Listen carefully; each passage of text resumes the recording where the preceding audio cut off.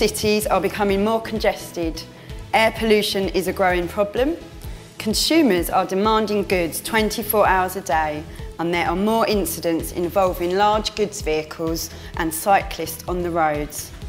Enabling deliveries to be made at different times of day, even if it's just an hour earlier in the morning or an hour later at night, can have enormous benefits.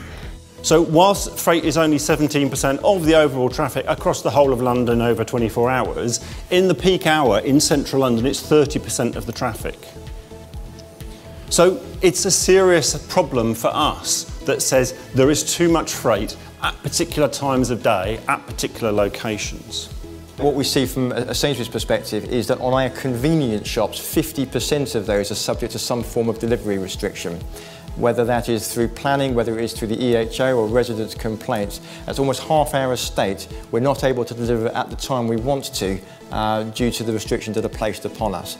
And a recent study shows about 25,000 truck trips come into the central Manhattan area.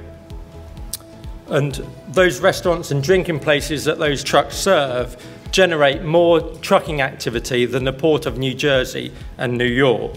And that handles 5.5 million shipping containers a year. But there are an awful lot of vehicles in the evening as well, and they're doing something. So it's not as if nighttime deliveries don't already happen. There are lots of them, and they're not managed very well today. And that actually is a problem for enabling more of them, because the first thing that we as residents think is more disturbance, more noise.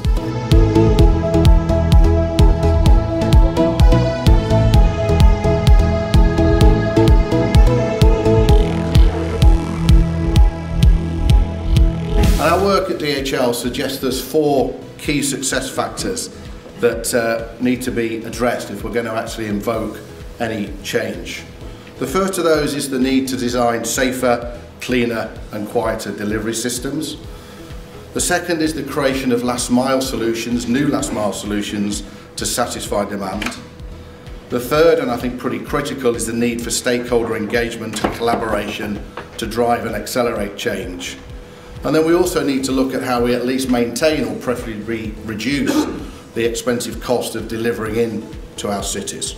So you might schedule things in a slightly different way. As long as the business rules are okay for that, then we can actually start looking at where EVs really work in your fleets. And that's kind of core to our product offering. We work with governments and we've worked with a number of businesses, and we have actually quite a lot of clients that are really doing this and actually trying to move over to EVs. We know that retiming is possible. It happened during the games. We got about 10% shift to the out of hours. We've got to get more than that for the long term. We've got to reduce that peak completely out of particularly the morning peak. But London's not unique, which is why we wanted to sponsor this event and get involved in this and actually make sure that we learn from everybody else. Because we think if we keep talking, we can do it better.